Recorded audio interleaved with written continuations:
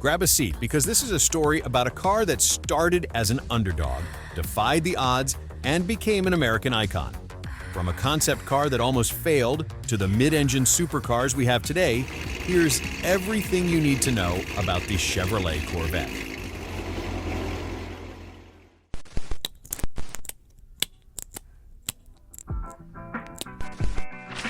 Captivated by the sleek European sports cars like MGs, Jaguars, and Alfa Romeos, General Motors' head of styling, Harley Earl, who was a huge fan of sports cars himself, recognized that America needed its own two-seat roadster. So he secretly started a project, codenamed Project Opal, and the result was the hand-built EX122 prototype. It was a beautiful concept that debuted at the 1953 General Motors Motorama show in New York. The public went absolutely wild for it.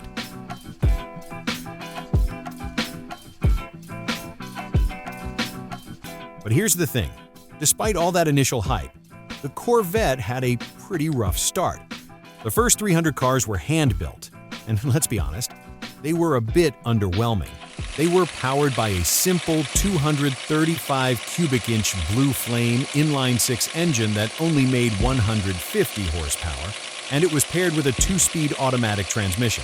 The car's reviews were mixed, and sales were nowhere near expectations. Chevy had a huge inventory of unsold 1954 models, and the project was in serious trouble. It was almost canceled.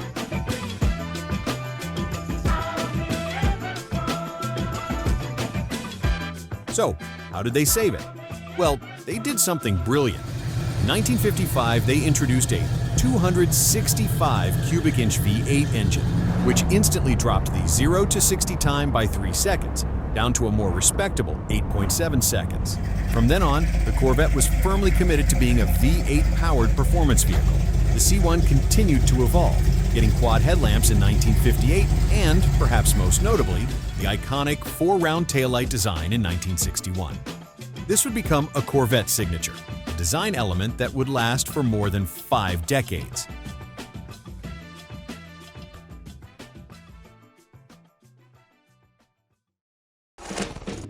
This is where the story gets really good. The C2, also known as the Stingray, was a dramatic leap forward in both design and performance. And get this, for the 1963 model year only, it featured a distinctive split rear window. It was a visual masterpiece, but it was also a much more serious performance car. The C2 introduced a new chassis and an independent rear suspension, which gave it a newfound handling prowess that made it an actual threat on the track. This was the era of the legendary big block V8s, with engines ranging from 5.4 liters to a monstrous 7 liters. The performance figures from this era are just mind-blowing, even by modern standards. A 1966 Corvette 427 could hit 60 miles per hour in just 5.4 seconds, and a 67 model with the L89 engine option could do it in 4.7 seconds. It's no wonder people started to take the Corvette seriously as a competitor to European sports cars.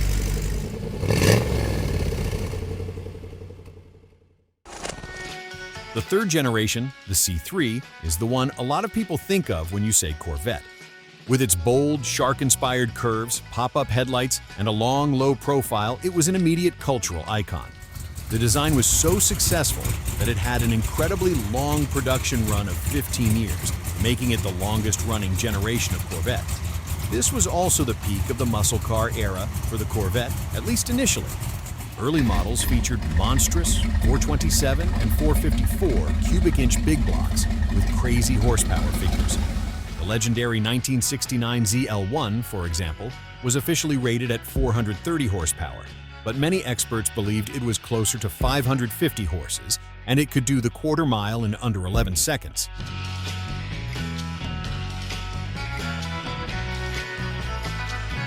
But here's the dramatic turn in the story.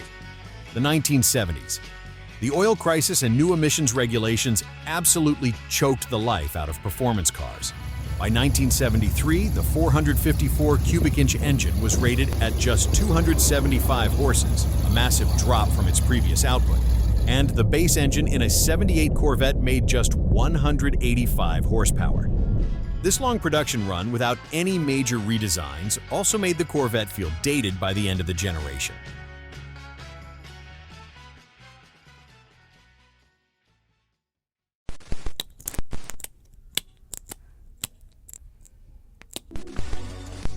After the long-running C3, the fourth-generation C4, introduced in 1984, was a great reset. This was a radical, angular, and an aerodynamic redesign.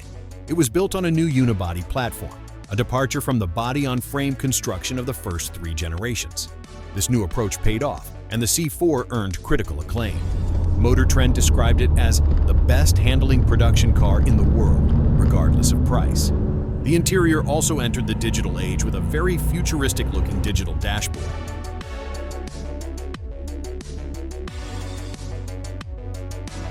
Performance was back, culminating in the introduction of the legendary ZR1 in 1990. Nicknamed the King of the Hill, the ZR1 featured a Lotus-designed dual overhead cam LT5 engine that produced 375 horsepower, which was later bumped up to 405 horses. Its 0 to 60 time of just 4.5 seconds was a clear statement that the Corvette was back in the performance conversation.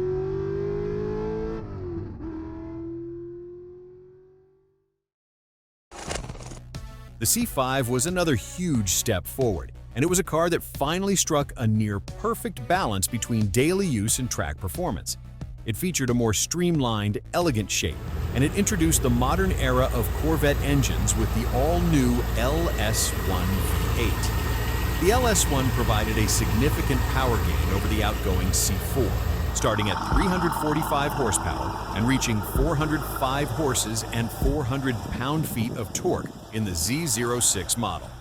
Its focus on aerodynamics and a rear-mounted transaxle improved weight distribution and handling, moving the car into the global sports car arena.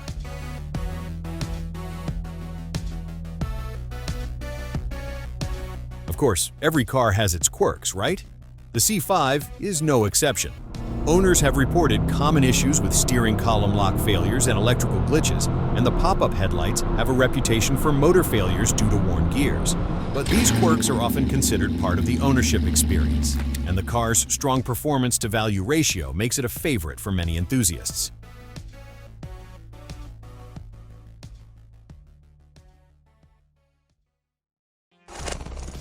With the C6 in 2005, Chevrolet was on a mission to truly position the Corvette as a world-class performance car. The most notable design change was the move to exposed headlights, a first since the C1, shedding the pop-up lights that had been a Corvette signature for decades. The C6 introduced the world to the high-performance variants that truly put the Corvette on the global map. The Z06 model came with a massive 505 horsepower, 7-liter LS7 engine. And then there was the supercharged ZR1, which came with a crazy 638 horses and a 0 to 60 time of just 3.6 seconds.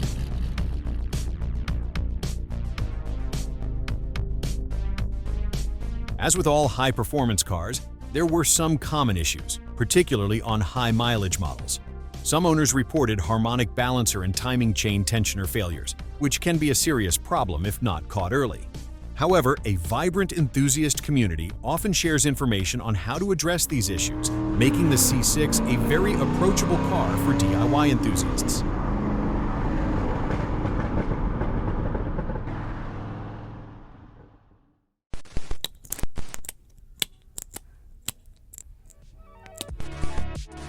The C7, introduced in 2014, was the ultimate expression of the front-engine Corvette, the last of its kind. Its design was a bold departure, with aggressive, angular lines and a fighter jet-inspired interior. This generation introduced advanced features like a performance data recorder, showing a clear focus on technology and track day usability. The performance figures were truly incredible, with a 0 to 60 time of 3.2 seconds for the Z06 and 3 seconds for the ZR1. The ZR1's 755 horsepower supercharged LT5 engine was the most powerful production engine at its time, pushing the front engine platform to its absolute limit.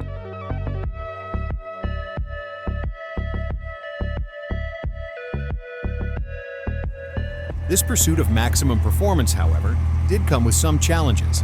The Z06 in particular was known to have overheating problems on the track. Chevrolet addressed this with radiator upgrades and other fixes, but the issues highlighted a fundamental engineering limitation of the front-engine rear-wheel drive layout. It became clear that to push the envelope further, something had to change.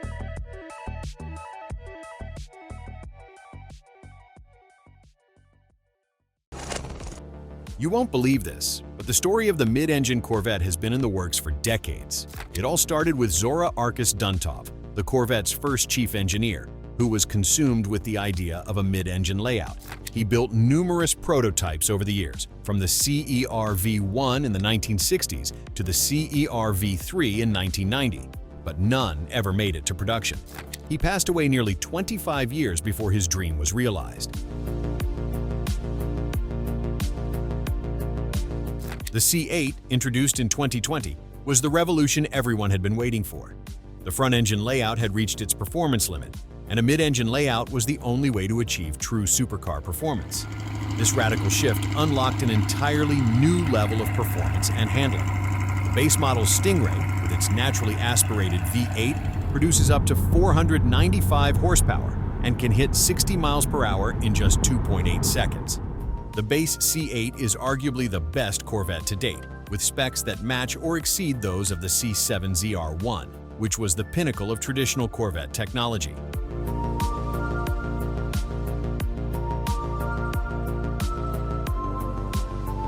And now, the C8 lineup has some new kings. The Z06 is powered by a 5.5-liter, naturally aspirated flat-plane crank V8 that screams to an 8,500 redline, generating 670 horsepower and hitting 60 miles per hour in just 2.6 seconds. Then there's the E-Ray, the first-ever hybrid Corvette. It combines the 6.2-liter V8 with an electric motor for an all-wheel drive and a total of 655 horses. Finally, the new king is the ZR1. It features a twin-turbo V8, producing an insane 1,064 horsepower and 828 pound-feet of torque, and sprints from 0 to 60 in just 2.3 seconds with a top speed of 233 miles per hour. So, what do you think? From being an underdog to a mid-engine sports car that can take on the world, what's your favorite generation of Corvette?